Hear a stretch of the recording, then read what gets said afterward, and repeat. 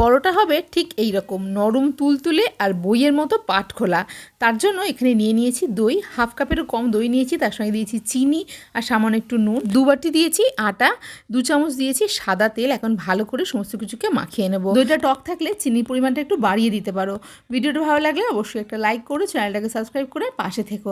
বেশ বড় বড় করে লেচি কেটে নিতে হবে। বেশ বড় করে বেলে নিয়েছি, একটু তেল ওপর থেকে ছড়িয়ে দিয়েছি অল্প একটু ময়দাও। এখন ঠিক এইভাবে এটাকে পাট করে নেব। তেল দেওয়ার জন্য ভাজার পরেও কিন্তু সুন্দর করে পাট খুলবে পরোটাটার।